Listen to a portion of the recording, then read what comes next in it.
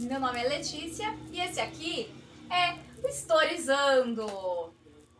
Bom, faz um tempo que eu não posto um quadro, um episódio desta nossa série aqui no meu Instagram, essa série de posts, mas é porque eu estava tendo ideias sobre um novo post, mas eu precisava de uma coisa muito importante para fazer esse post, que era o meu livro que não estava comigo.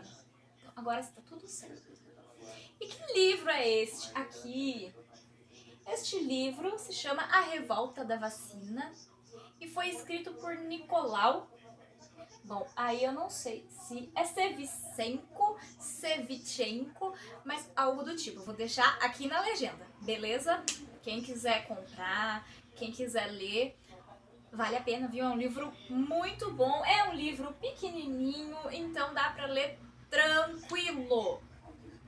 Então, falando sobre revolta da vacina, algo que tem muito a ver com o que a gente está vivendo agora, nesta fase da vida do mundo. Mas, antes de começar a falar sobre a revolta da vacina em si, vou dar uma retomada de onde a gente está, quando a gente está. Vamos fazer uma viagem mental ao passado, tá bom? Estamos no Rio de Janeiro, no início do século XX, tá? 1900, 1902, 1903. E a situação do Rio de Janeiro nesse período era caótica. O Rio de Janeiro ele era uma cidade muito importante nesse período. Ele era a capital já da República do Brasil, né? A proclamação da República já havia sido feita. Porém, o Rio de Janeiro é um lugar muito bonito, a gente sabe. Mas a cidade era um lugar muito feio, muito sujo. As ruas eram úmidas, eram sujas, eram estreitas. Ficavam muitas pessoas na rua, pessoas andando, o trânsito ficava uma confusão e para ajudar ficavam pessoas vendendo as coisas na rua, é claro. Acho que posso chamar de feirantes da época, né? Levando em conta que a rua era suja, era mal iluminada, não tinha ventilação e as questões de saneamento eram muito precárias, como por exemplo esgoto, não tinha uma rede de esgoto como a gente conhece hoje, né? E não só por não ser como que a gente conhece hoje, para os padrões da época, do início do século XX, era muito precária, porque a cidade do Rio de Janeiro era uma cidade comum, qualquer, até 1808, quando a corte vem para o Brasil, né, com Dom João VI, e ela vira então capital aqui do, nesse período, já Império Brasileiro, né? E agora a República do Brasil. Só que virou do nada uma capital e de repente a cidade cresceu muito e não teve a infraestrutura necessária para acompanhar o crescimento da cidade. Quando a cidade cresce muito, muitas pessoas, aglomeração de pessoas e falta de higiene, a gente tem o que? Nesse período, as epidemias eram muito frequentes, muitas doenças, né? Para tentar melhorar um pouco a situação, o presidente do período, que era o Francisco de Paula Rodrigues Alves, ele governou, presidiu o Brasil de 1902 a 1906, decidiu fazer uma reforma. Ele decidiu então fazer uma modernização e o saneamento necessário na cidade, para que a cidade ficasse a caráter de qualquer cidade, óbvio, e também de ser a capital do país. Para isso, então, ele vai convidar uma pessoa para tocar esse projeto adiante, que vai ser o Francisco Pereira Passos. Abreviando, o Pereira Passos, ele vai então se tornar prefeito do Rio de Janeiro. E ele era um engenheiro, por isso que ele foi escolhido para fazer esse processo. Inspirado lá em Paris, na França. Eles começam então a alargar as avenidas do Rio de Janeiro. Começaram então a destruir muitas casas, tanto as que acabaram sendo condenados por estar numa situação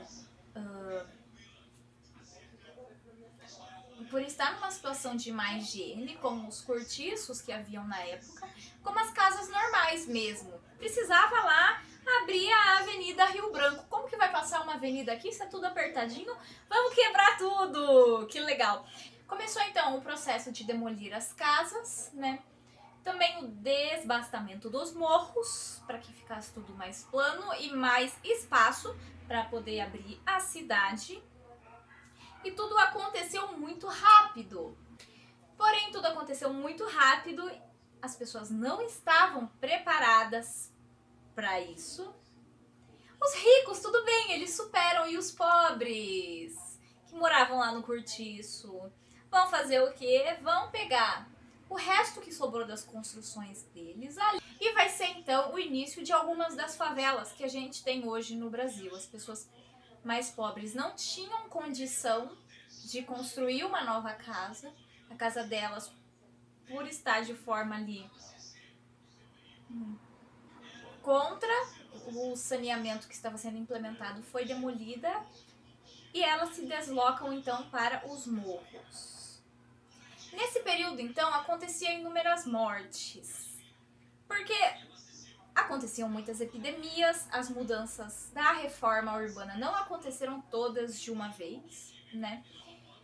E uma doença que afetava muito a população no meio dessas epidemias era a varíola.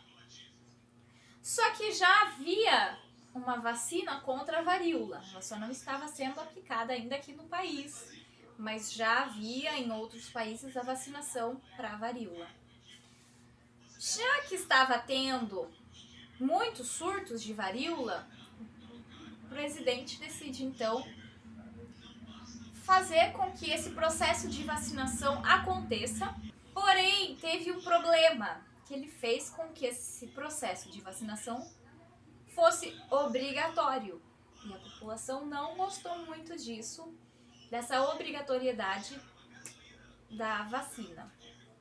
Bom, a população então já começou aí com alguma certa rebelião, alguns motins, porque eles acreditavam que essa imposição, eles viam que essa imposição da vacina abalaria a ordem social da vida deles, que já estava uma bagunça, né? Esse momento da implementação da vacina foi um momento muito importante, já pensando na urbanização do Rio de Janeiro e das transformações que iam ocorrer.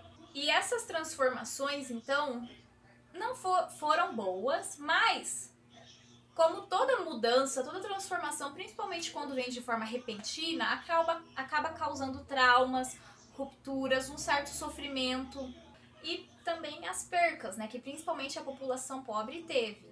E no livro que eu me baseei, que é o do Nicolau Sevicenko, essas percas que vieram com o processo de urbanização muitas vezes não foram analisadas, e os impactos dessas percas que vai gerar a revolta da vacina não é muito estudado por alguns historiadores, mas é justamente esses impactos que o Nicolau vai trabalhar no livro dele. Bom, essa insurreição, essa revolta vai se iniciar então no Rio de Janeiro em 1904 e começou então em decorrência das campanhas em massas feitas pelo presidente da República a favor da vacinação contra a varíola, que vão ser iniciadas essas campanhas no dia 9 de novembro de 1904. E além dessa agitação por conta da vacina, o país ainda passava por vários problemas políticos. Dois grupos de oposição estavam querendo mudar o país. Um grupo era a favor de um golpe, de que houvesse uma ditadura e mudasse totalmente a política do país, e o outro queria um retorno da monarquia, eles eram a favor da monarquia. Alguns ainda tinham a esperança de que a monarquia voltasse. E esses dois grupos então faziam embates políticos.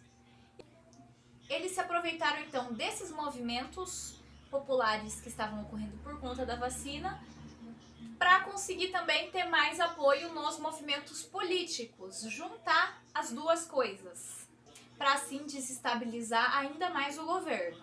E além ainda desses três grupos, que é o pessoal da vacina, o pessoal a favor de um golpe e o pessoal a favor da volta da monarquia, ainda tinha também os grupos de uma grande massa que lutava contra a exploração, a discriminação e o descaso que era feito com relação a essa massa da população por parte da administração pública. E ainda, além da resistência do povo, havia uma grande resistência também da imprensa contra as decisões tomadas pelo governo. Já para o governo, a questão da vacinação era de extrema importância para se preservar a saúde pública no país. Lembrando que a população não era exatamente contra a vacina. Claro que eles tinham medo, afinal, o que é isso que eles estão colocando em mim, né? O que eles realmente criticavam era a obrigatoriedade, a imposição de que fosse tomada a vacina. Mas a vacina em si, eles sabiam que era algo bom. Mas essa forma que era feita, de que era obrigatório o agente sanitário ir na sua casa e aplicar a vacina, para eles era algo invasivo. Realmente, sim, para eles era algo que eles não concordavam. As agitações populares mesmo ocorreram então logo após a regulamentação da lei que tornava obrigatória a aplicação da vacina. Muitos, em vez de acalmar, acabavam atiçando mais a população. Pessoas com maior influência atiçavam mais a população e acabavam sendo reprimidos pela polícia, o que gerava mais revoltas. Bom, essas várias correntes que surgiram, querendo fazer várias revoltas, ou por política, ou por conta de não querer a vacina, ou por querer direitos civis melhores, serem melhor tratados, e também por direitos trabalhistas melhores, vão se unir, todos esses grupos, vão tentar se unir e criar, então, a Liga contra a Vacina Obrigatória. O que vai ficar em foco é a vacina, mas todos esses grupos vão se unir realmente para querer também enfraquecer o governo ali no período. Esse grupo, essa liga, foi criada alguns dias antes da regulamentação da lei que tornava obrigatória a vacina. Cada um desses grupos estavam querendo objetivos diferentes. Porém, então, o grupo do movimento trabalhista vai, de uma certa forma, atiçar mais a população que estava revoltada por conta da vacina, para que essa população consiga chamar a atenção do governo, né? E, de uma certa forma, fazer com que os outros grupos também obtivessem o resultado, o objetivo esperado. Porém, a revolta ficou de uma forma tão grande que vai sair do controle de qualquer um dos grupos que estava participando dela, de tão grande que vai ser essa revolta. Eles tentaram também colocar os projetos políticos que eles tinham no meio ali da revolta, porém a população não estava nem sabendo que projetos políticos era esse. Eles estavam muito distantes desses projetos. A população só queria ser respeitada enquanto ser humano. Então a população entendia que esse respeito enquanto ser humano era negado a eles por conta da imposição da obrigatoriedade da vacina. A partir do momento que a Liga tenta juntar vários grupos de interesse para uma coisa só e a revolta começa a fugir do controle deles, a Liga começa realmente a perder a influência sobre esse momento. Afinal, a população já vai estar muito alvoroçada a favor do que eles mesmos queriam. A polícia tentava intervir de duras formas, né? E o povo revidava, e conforme o povo revidava, a polícia ia, tentava acalmar. Cada vez o combate se espalhava, a revolta se espalhava mais ainda pela cidade do Rio de Janeiro. Nisso, a polícia também ia perdendo cada vez mais o controle da situação. Pessoas saíam feridas, mas apesar disso não paravam de surgir policiais, pessoas amotinadas brigando. Em decorrência disso, a cidade se transformou em uma cena de guerra. E atos de vandalismos aconteciam por toda parte da cidade.